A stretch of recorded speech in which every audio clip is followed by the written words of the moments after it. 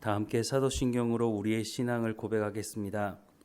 나는 전능하신 아버지 하나님 천지의 창조주를 믿습니다. 나는 그의 유일하신 아들 우리 주 예수 그리스도를 믿습니다.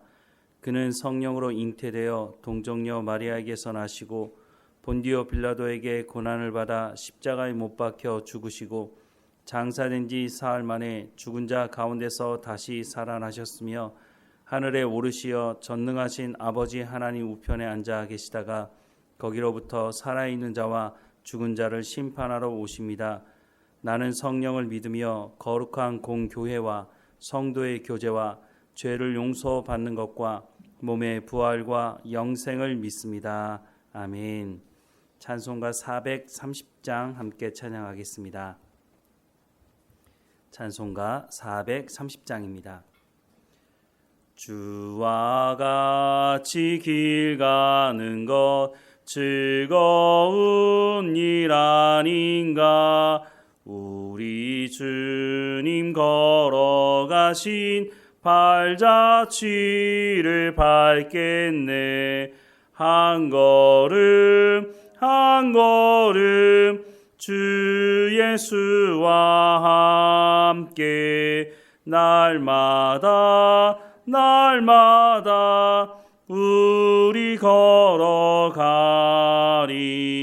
어린아이 같은 우리 미련하고 약하나 주의 손에 이끌리어 생명길로 가겠네. 한 걸음 한 걸음 주 예수와 함께 날마다 우리 걸어가리. 꽃이 피는 들판이나 험한 골짜기라도 주가 인도하는 대로 주와 같이 가겠네. 한 걸음 한 걸음 주 예수와 함께 날마다 우리 걸어가리. 옛 선지자 에녹 같이 우리들도 천국에 들려 올라갈 때까지 주와 같이 걷겠네. 한 걸음 한 걸음 주 예수와 함께 날마다 우리 걸어가리. 아멘. 오늘 하나님께서 우리에게 주시는 말씀은 누가복음 10장 1절에서 20절까지 말씀입니다. 누가복음 10장 1절에서 20절까지 말씀 우리 함께 읽겠습니다. 그 후에 주께서 따로 70인을 세우사 친히 가시려는 각 동네와 각 지역으로 둘씩 앞서 보내시며 이르시되 추수할 것은 많되 일꾼이 적으니 그러므로 추수하는 주인에게 청하여 추수할 일꾼들을 보내주소서 하라. 갈지어다 내가 너희를 보냄이 어린 양을 이리 가운데로 보냄과 같도다. 전대나 배낭이나 신발을 가지지 말며 길에서 아무에게도 문안하지 말며 어느 집에 들어가든지 먼저 말하되 이 집이 평안할지어다 하라. 만일 평안을 받을 사람이 거기 있으면 너희의 평안이 그에게 머물 것이요 그렇지 않으면 너희에게로 돌아오리라. 그 집에 유하며 주는 것을 먹고 마시라. 일꾼이 그 삭을 받는 것이 마땅하니라. 이 집에서 저 집으로 옮기지 말라. 어느 동네에 들어가든지 너희를 영접하거든 너희 앞에 차려놓은 것을 먹고 거기 있는 병자들을 고치고 또 말하기를 하나님의 나라가 너희에게 가까이 왔다 하라. 어느 동네에 들어가든지 너희를 영접하지 아니하거든 그 거리로 나와서 말하되 너희 동네에서 우리 발에 묻은 먼지도 너희에게 떨어버리노라. 그러나 하나님의 나라가 가까이 온 줄을 알라 하라. 내가 너희에게 말하노니 그 날에 소돔이 그 동네보다 견디기 쉬우리라. 화 있을진저 고라시나 화 있을진저 벳세다야. 너희에게 행한 모든 권능을 두로와 시돈에서 행하였더라면 그들이 벌써 베옷을 입고 제에 앉아 회개하였으리라. 심판 때에 두로와 시돈이 너희보다 견디기 쉬우리라. 가버나움아 내가 하늘에까지 높아지겠느냐 운부에까지 낮아지리라. 너희 말을 듣는 자는 곧 내 말을 듣는 것이요 너희를 저버리는 자는 곧 나를 저버리는 것이요 나를 저버리는 자는 나 보내신 이를 저버리는 것이라 하시니라. 70인이 기뻐하며 돌아와 이르되 주여 주의 이름으로 귀신들도 우리에게 항복하더이다. 예수께서 이르시되 사탄이 하늘로부터 번개같이 떨어지는 것을 내가 보았노라. 내가 너희에게 뱀과 정갈을 밟으며 원수의 모든 능력을 제어할 권능을 주었으니 너희를 해칠 자가 결코 없으리라. 그러나 귀신들이 너희에게 항복하는 것으로 기뻐하지 말고 너희 이름이 하늘에 기록된 것으로 기뻐하라 하시니라. 아멘.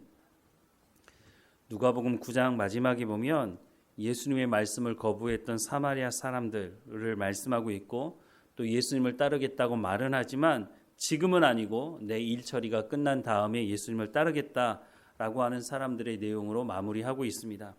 그리고 10장 말씀에 들어와서 70명의 제자들을 파송하는 말씀을 기록하고 있습니다.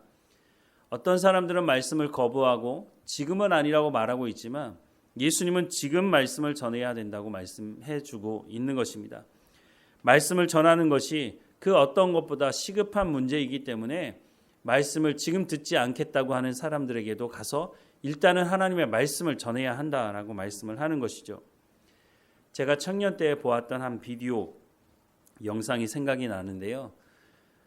말씀을 번역하는 번역 선교회가 있는데 그 선교회에서 한 여자 선교사님을 파파뉴기니라고 하는 남태평양에 있는 섬에 파송을 했습니다. 이 선교사님이 가서 그 땅의 언어를 가지고 성경을 번역하는 사역을 하는 중에 한 노인을 만나게 됐습니다. 배를 타고 이동하는 그 노인에게 하나님의 말씀을 전하자 이 노인이 이런 말을 했습니다. 왜 지금 하느냐고. 나는 이 복음을 들어서 예수님을 영접하게 됐는데 내 아버지는 내 할아버지는 어떻게 되는 거냐라고 하는 말을 한 장면이 지금도 기억이 납니다. 예수님이 12제자들을 부르셔서 12제자에게 복음을 전하는 사명을 주셨죠. 또 오늘 본문에는 70명의 제자들을 파송하는 내용을 기록하고 있습니다. 또 사도행전에 보면 예수님께서 예루살렘을 떠나지 말고 하나님이 주시는 성령의 충만함을 기다리라고 말씀하십니다. 그 다락방에 모여서 120명이 기도하자 성령이 임했고 이 120명의 사람들로부터 시작해서 복음이 온 열방 가운데 퍼지는 시작이 되었다는 것을 우리는 알 수 있습니다. 오늘 본문 1절과 2절 말씀해 보면 그 후에 주께서 따로 70인을 세우사 친히 가시려는 각 동네와 각 지역으로 둘씩 앞서 보내시며 이르시되 추수할 것은 많되 일꾼이 적으니 그러므로 추수하는 주인에게 청하여 추수할 일꾼들을 보내주소서 하라라고 말씀을 하고 있습니다.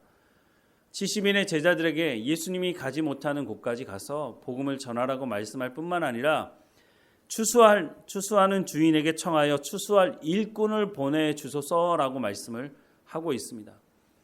오늘 교회가 감당해야 될 가장 중요한 사역이 바로 이 사역이라고 하는 것을 말씀해 주고 있습니다.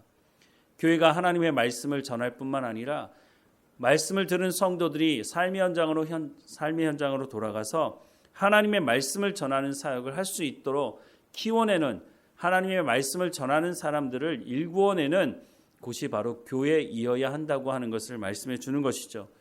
앞서 그래서 하나님께 기도하라는 것입니다.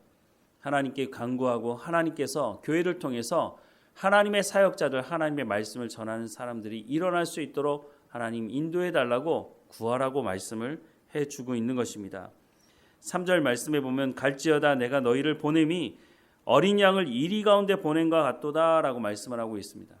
너무 위험하지 않습니까? 어린 양을 이리 가운데 보내면 너무 뻔한 결과가 일어나지 않겠습니까?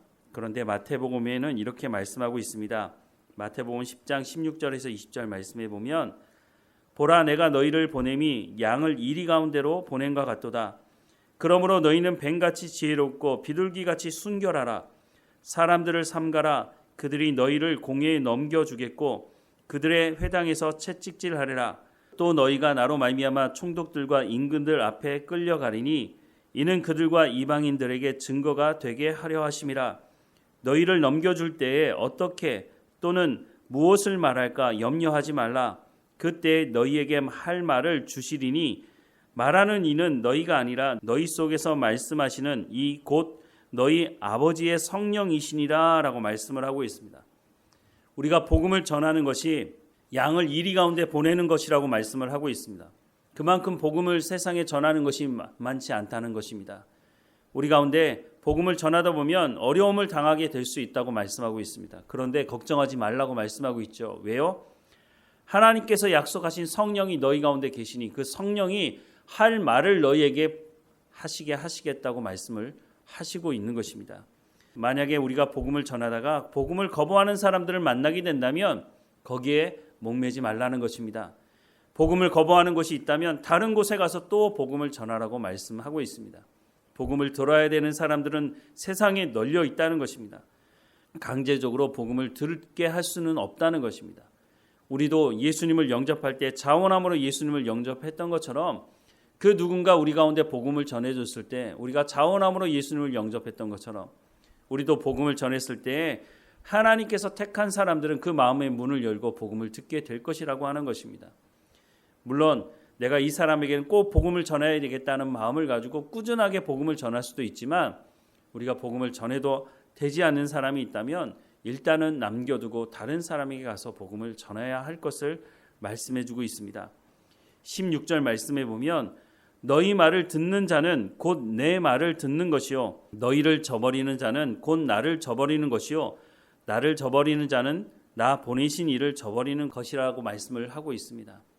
그러니 우리가 전해야 될 바를 마땅히 전해야 할 뿐만 아니라 거기에 너무 목을 메고 이 사람이 꼭 복음을 들어야 되는데 라고 하다가 다른 사람에게 복음을 전하는 일을 멈추는 일을 하지 말아야 된다고 말씀을 하고 있습니다. 우리가 복음을 전할 때 우리가 입으로만 전하는 것이 아님을 압니다. 우리의 삶을 통해서 우리가 예수 믿는 사람의 향기를 그 맛을 내지 못하면 너나 잘 믿으라고 하겠죠. 우리가 삶의 현장에서도 우리가 복음에 합당한 삶을 살아가야 할 것입니다. 이렇게 복음을 전하고 돌아온 제자들이 기뻐서 예수님께 그 소식을 전하는 모습이 오늘 본문에 기록되어져 있는데요. 18절에서 20절 말씀에 보면 예수께서 이르시되 사탄이 하늘로부터 번개같이 떨어지는 것을 내가 보았노라. 내가 너희에게 뱀과 정갈을 밟으며 원수의 모든 능력을 제어할 권능을 주었으니 너희를 해칠 자가 결코 없으리라. 그러나 귀신들이 너희에게 항복하는 것으로 기뻐하지 말고 너희 이름이 하늘에 기록된 것으로 기뻐하라 라고 말씀을 하고 있습니다. 중요한 것을 예수님 말씀하고 있는데 제자들이 가서 귀신을 쫓아내고 병을 고치는 이 모든 것이 제자들에게서 능력이 나오는 것이 아니라 예수님께서 그 능력을 주셨기 때문이라고 말씀하고 있다는 것입니다. 우리가 복음을 전하다가 놀라운 일들을 경험할 수가 있습니다. 아니 나는 그냥 복음을 전했을 뿐인데 저렇게 간절하게 예수님을 믿겠다고 하는 모습을 보면 야, 참 내가 대단하게 말을 잘했나 보다 이렇게 착각할 수가 있는데 그렇지 않다는 겁니다. 우리가 겸손하게 복음을 전해야 한다는 겁니다. 내가 능력이 있어서 그것을 행한 것이라고 착각하면 안 된다는 것입니다. 그리고 정말로 기뻐해야 되는 것이 있는데 우리의 이름이 하늘에 기록된 것으로 기뻐하라고 말씀하고 있는 겁니다. 복음을 전하라고 하는 것이 어떻게 보면 상대방을 위한 복음을 듣는 사람에게는 기쁜 소식이 되니까 상대방을 위한 것으로만 그쳐지는 것으로 우리가 생각할 수 있는데 정말로 우리가 복음을 전하기 시작하면 그 복음을 전함으로 기쁨을 얻는 것은 사실 상대방도 예수님을 영접함으로 기쁨을 얻는 것이기도 하지만 복음을 전하는 그 사람이 정말로 기쁨이 무엇인지를 발견하게 될 수 있다고 하는 것을 말씀해 주고 있다는 것입니다. 이것은 복음을 전하는 사람들만 가질 수 있는 특권이기도 하는 것입니다. 복음을 전하다 보면 우리가 복음을 전한다는 것은 하나님의 말씀을 전하는 것이니 그 말씀을 전하다 보면 그 말씀에 내가 믿음을 가지고 있다는 것을 내 스스로 발견하게 되고 내 믿음이 성장하고 있다는 것을 발견하게 되는 것입니다. 그러니 복음을 전하는 것은 다른 사람을 위해서도 기도하지만 더 중요한 것은 내 신앙생활을 위한 것임을 성경은 말씀해 주고 있다는 것입니다. 사도행전에도 나타나지만 복음을 전하는 사람들의 삶이 어떻습니까? 그 사람들은 입으로만 말씀을 전하지 않았고 그 사람들의 삶을 통해서 전해지는 것을 보게 됩니다. 말씀을 전하다 보면 내 삶을 점검하게 됩니다. 그러니 복음을 전하는 것이 타인의 유익이기보다는 내 유익을 위해서 반드시 복음을 전해야 한다는 것을 말씀해 주고 있다는 것입니다. 전한다는 것은 내가 믿음이 없이는 전할 수가 없는 것이죠. 우리의 삶 가운데 복음을 전하라고 예수님께서 명령하고 계십니다. 왜냐하면 우리의 이름이 하늘에 기록되어져 있기 때문에 그것을 가서 전하라는 것입니다. 그 사람도 그 이름이 하늘에 기록될 수 있도록 구원이 무엇인지, 참 평안이 무엇인지, 참 기쁨이 무엇인지를 전하라고 말씀해 주고 있는 것입니다. 우리 가운데 이 사명을 허락해 주셨으니 이 사명을 온전히 감당하는 우리의 삶이 되기를 주님의 이름으로 축원합니다. 기도하겠습니다. 사랑하는 하나님, 70명의 제자들을 파송하시면서 복음을 전할 것을 말씀하고 있는 오늘의 본문의 말씀을 보게 됩니다. 이 말씀이 오늘 우리에게도 하시는 말씀인 줄 알고 우리가 삶을 살아가는 현장에서 하나님의 말씀을 복음을 전하는 삶을 감당할 수 있도록 은혜를 허락해 주옵소서. 하나님, 우리 가운데 성령의 충만함으로 우리의 입술을 통해서 하나님 말씀이 증거되게 하시고 무엇보다 우리의 삶을 통해서 하나님 믿는 그리스도인으로서의 삶을 증거할 수 있도록, 그래서 우리를 아는 사람들이 저 사람 안에는 무엇이 있길래 저렇게 기쁨으로 평안함으로 살아가고 있느냐고, 우리 가운데 그 소망이 무엇이 있느냐고, 그 소망이 무엇인지를 묻는 우리의 삶이 될 수 있도록 은혜를 허락해 주옵소서.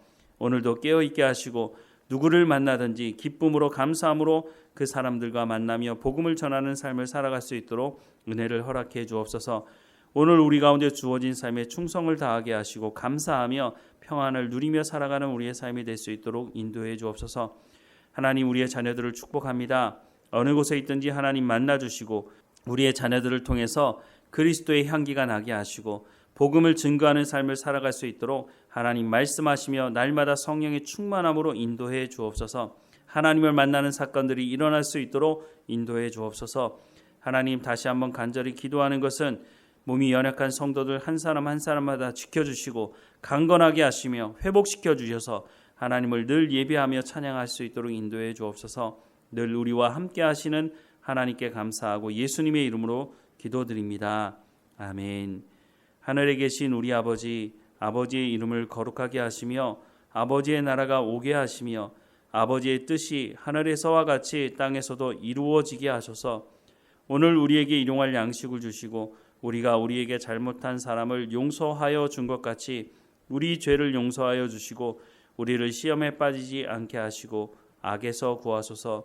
나라와 권능과 영광이 영원히 아버지의 것입니다. 아멘.